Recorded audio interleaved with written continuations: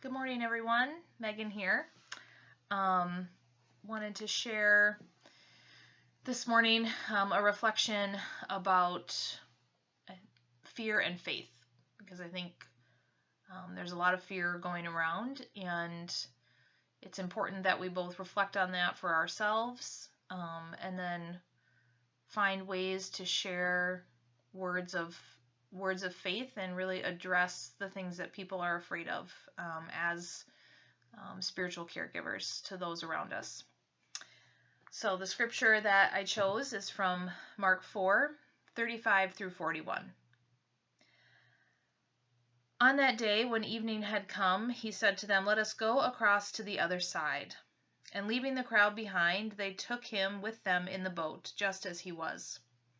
Other boats were with him.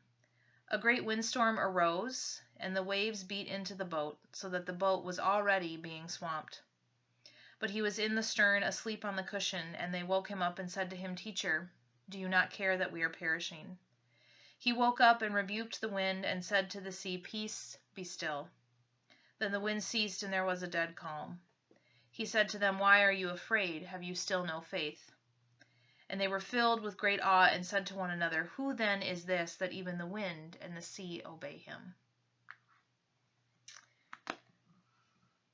So, I think a lot of times associated with this scripture and, just sort of refrains in life is the thought process that if I have enough faith, I'll never be afraid. Or similarly, if I have enough faith, there's nothing to fear ever in life. But I think that is obviously not true. And I think probably a lot of us are being confronted right now with a lot of our very own personal fears, and then having to manage the fears and the anxieties that come along with that for a lot of people around us. And I think that this scripture is important and speaks to that because I really don't think that Jesus is saying, if you have enough faith, you'll never be afraid. Even though the words that he says sound a little bit harsh, I think that what he's really saying is not there's nothing to be afraid of, but rather do not be afraid. And it may seem really subtle, but I think it's an important difference. Because again, there's some scary things going on, and there's very legitimate things for people to be worried about, and there's a lot of uncertainty. But conveying a message of somehow your faith is insufficient if you have fears at this time is not helpful. It's not helpful to ourselves. When we say those things to ourselves, that doesn't help us. And I don't think it helps the people that we're caring for either. And so I think instead, framing it as do not be afraid is saying fear is real. This situation is happening. And there are some scary things. But our faith in God is what is going to carry us through. And I think that's actually why Jesus was a little bit harsh with the disciples. Not because they were experiencing fear, right? I mean, that would be completely illogical to say you shouldn't ever be afraid if you're in a small boat in the middle of a storm, right? But to say, don't forget who is in your presence, right?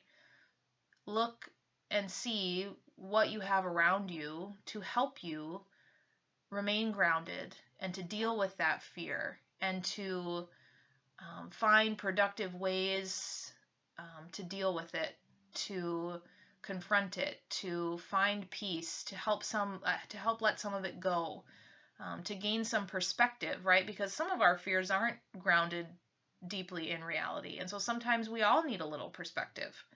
And I think remembering that our God is one who can calm storms, who can come to us in our moments of great need and worry and concern, and that God goes with us wherever we are, and that we can continue to communicate that to the people that we love and the people that we care about. We can't fix everybody's problems. We can't change, the magnitude of the situation, but we can remain focused on what we can do, right? Kind of that sphere of influence. And so being able to remind people that God is always with them, and that it's okay to be afraid. We don't want to let people dwell on that, or to remain in that place, but maybe just to validate it and to say, I understand I'm scared of some of these things too, but together in our community of faith, whatever that looks like right now, and the one in whom we put our faith, I have hope. I have hope for the future, and I believe in a God that can calm the storm.